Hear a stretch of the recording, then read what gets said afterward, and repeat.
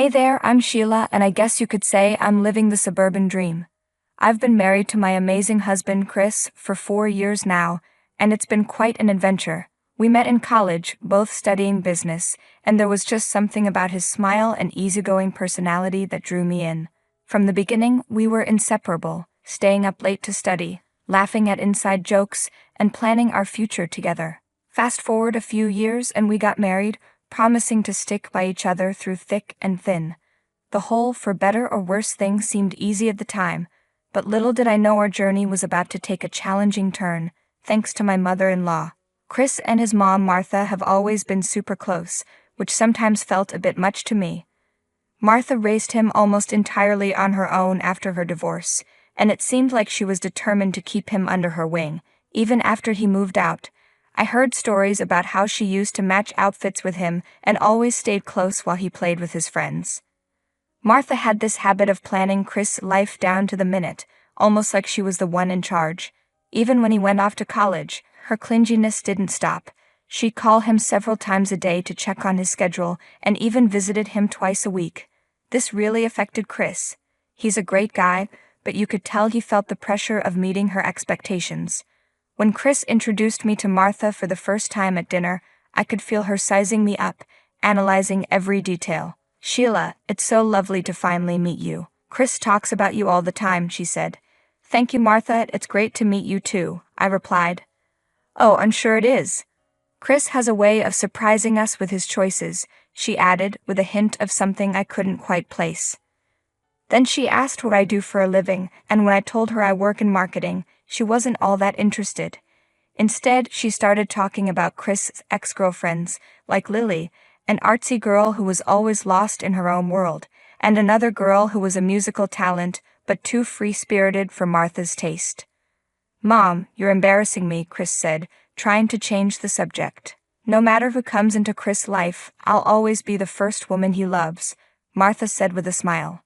From the start, it felt like everything I said or did was being compared to what Martha thought was best. If I mentioned a movie I liked, she'd say Chris didn't enjoy that genre. If I talked about a place I wanted to visit, she'd point out that Chris had already been there with her. It felt like she was trying to prove she knew Chris better than anyone, and I was just trying to keep up. Things got even crazier when Martha's kitchen caught fire, turning her house into a mess. She needed a place to stay while it was being fixed, so of course she moved in with us. And the day she arrived, she handed me a 14-page rulebook. Yes, you heard that right, a rulebook. "I'm really sorry about the fire at your place. That must have been tough. You're welcome to stay here as long as you need. Let me grab those bags for you." "Martha." "Thanks, Sheila. The fire was a nightmare and really shook things up. But before we all get settled, there's something I want to give you." "Sheila."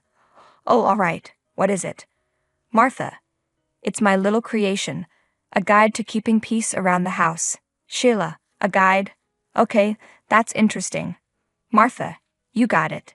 It's just my way of keeping things on track while I'm staying here." "Sheila, what's with all these rules? We don't need a rule book to function as adults, do we?" "Martha. Oh, Sheila, I get it. But having a few ground rules can prevent unnecessary drama, you know? And breaking them might have some consequences." "Sheila, consequences? Are we running a boot camp here?" "Martha, stop complaining. Now let's tackle those bags, and I'm curious to see where you've set me up." After I showed Martha her room and returned to mine, I couldn't resist flipping through her rulebook. Each page was filled with bizarre instructions like vacuuming the living room precisely at 8:30 a.m., serving dinner at 6:45 p.m., and my personal favorite, washing the bathroom tiles with lemon-scented cleaner every other day. I was shocked. What kind of controlling behavior was this? When Chris got back from work, I showed him the rulebook. Before bed, we both started laughing at how ridiculous it was. It felt like we'd stepped into another world where everything was super organized. "Chris. Okay, this one takes the cake. Arrange the spice jars in alphabetical order.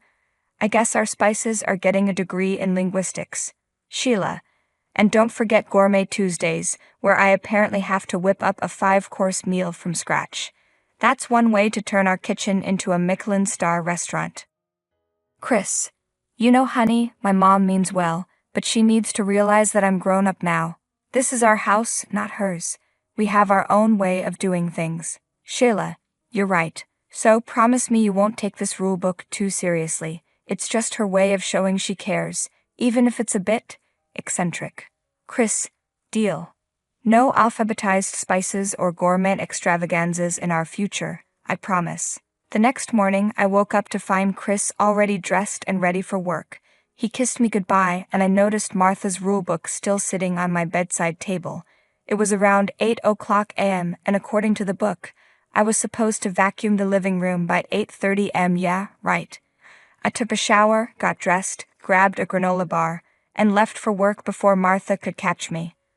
When I walked in after a tough day at the office, hoping to relax on the couch, I was met with chaos. Chris and Martha were in the middle of a heated argument in the living room.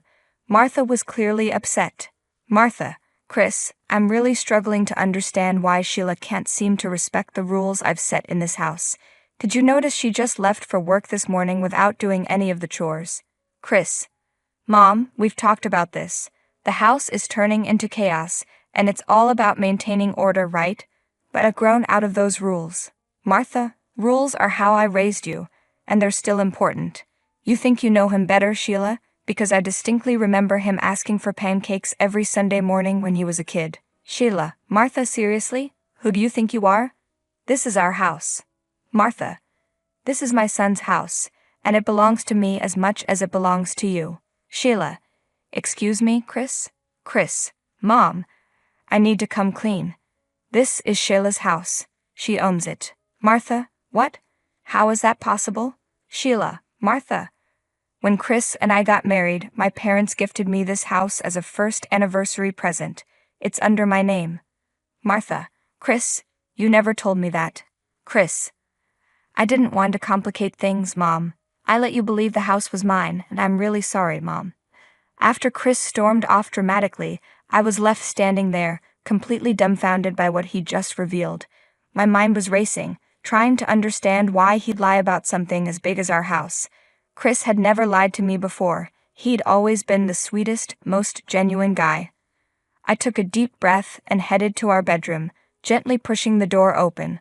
There he was, Chris, looking like he was drowning in guilt. Sheila, hey, can we talk? Chris, yeah, I guess we should. Look, I'm not mad or anything. I just can't wrap my head around why you'd lie about the house, of all things. We've always been open and honest with each other. Chris, I know, honey. That's what's been eating me up. I should have just told you the truth from the start. Sheila, okay, so what's the deal? Chris, it's my mom. She's always been on my case. Ever since I was a kid, she's had these expectations about who I should be and what I should achieve. It's like she wanted this perfect version of me. Sheila, and you thought lying about the house would, what? Impress her? Chris, no, not impress, more like avoid disappointing her. She's always been proud of being in control of things. I thought if she found out that you're the one who actually owns the house, it would shake things up. She'd be disappointed in me for not being the son she wants me to be. Sheila, Chris, you're your own person. You've always been kind, hardworking, and true to yourself. You're the man I fell in love with. Why did she get to define your worth? Hearing Chris's backstory with his toxic mother really hit me hard. Growing up with that kind of negativity had made him feel like he had to lie to his own mom. The whole situation was so unfair. Chris, the most laid-back and caring guy I knew, was carrying around this heavy baggage from his messed-up family. He deserved better. A childhood that didn't leave him feeling like he had to lie or prove himself. What really got to me was how toxic Martha could be. It made sense why she had no friends and had nowhere to go when her kitchen burned down. I was angry that she had this hold over Chris, making him feel like he had to lie to keep the peace. Her toxic presence was poisoning everything in our lives. The next day was seriously weird. I was getting ready for work, fully prepared for Martha to come at me with her usual chore checklist or some sarcastic comment. But to my surprise, she was completely silent. I left for work feeling a mix of relief and suspicion, wondering if this was the calm before the storm. When I came home after a long day, hoping to relax, I walked into a complete mess.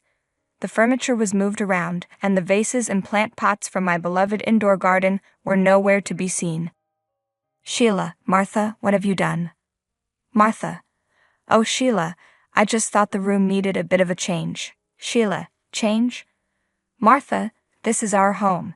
You can't just come in and rearrange everything without even asking. Martha. Well, I thought it would be better this way, and those plants were taking up too much space. Sheila. You know what, Martha? I'm just tired of your constant need to control everything. I invited you into my home, gave you a space here, and what do? You find new ways to make my life miserable. Martha. Oh please, Sheila, spare me the drama.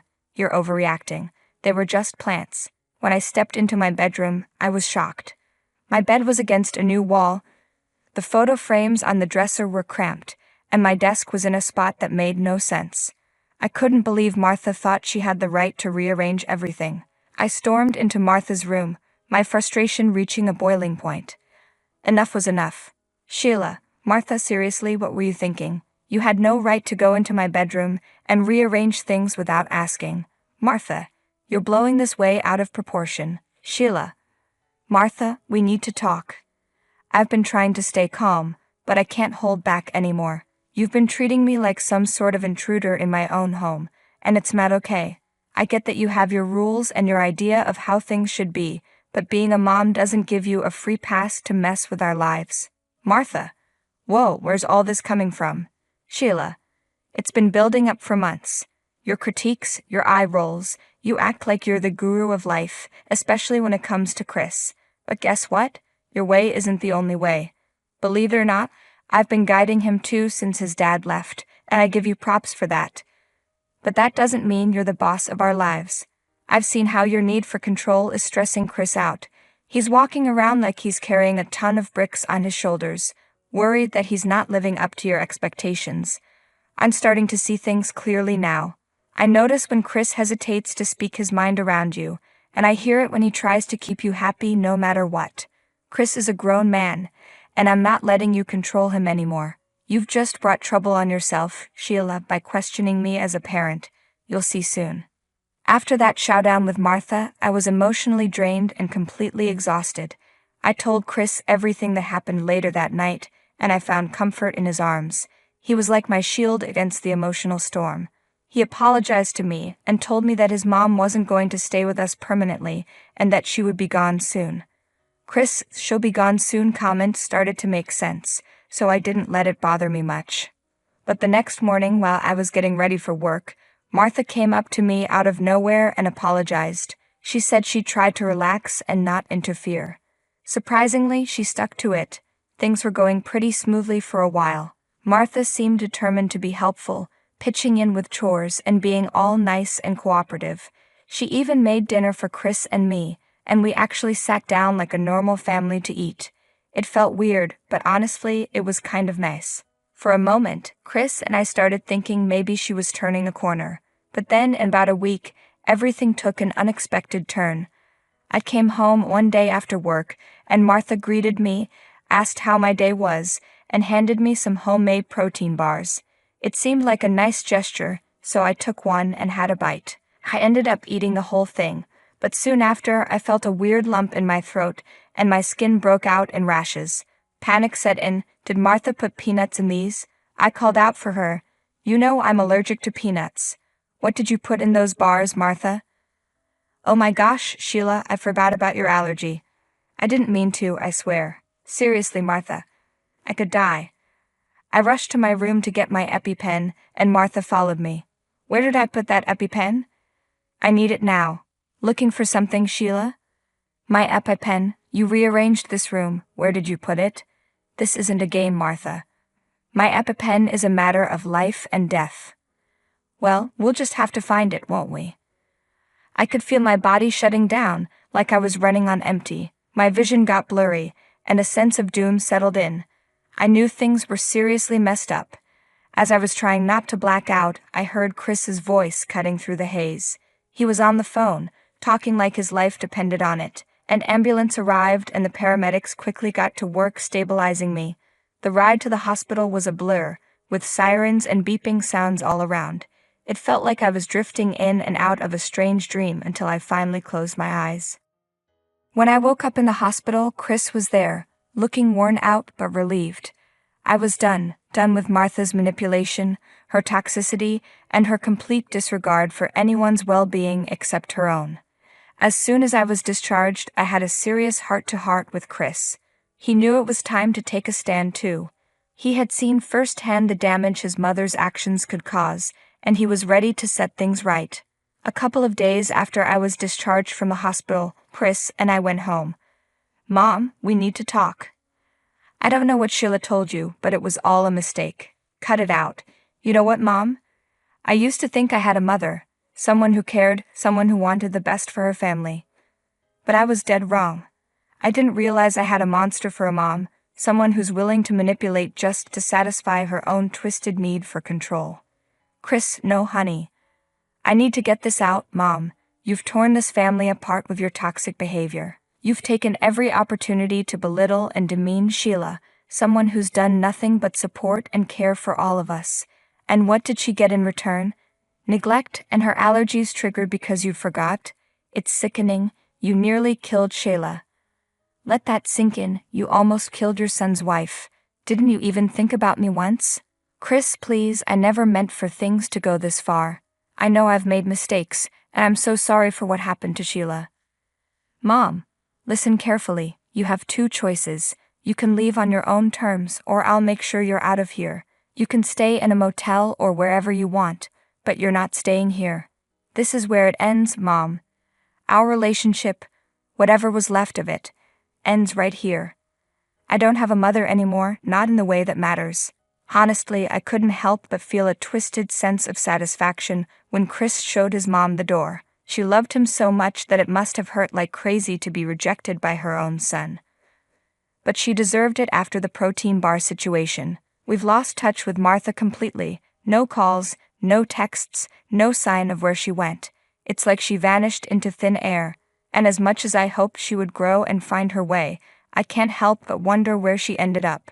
Despite all the drama, she's still Chris's mom, and that worry for her is still there. Chris ran into a couple of construction guys working on her house, and they told him she drops by sometimes to check on things, so I guess she's okay. Our home is no longer a battleground, and who knows if we'll ever get in touch with her again. For now,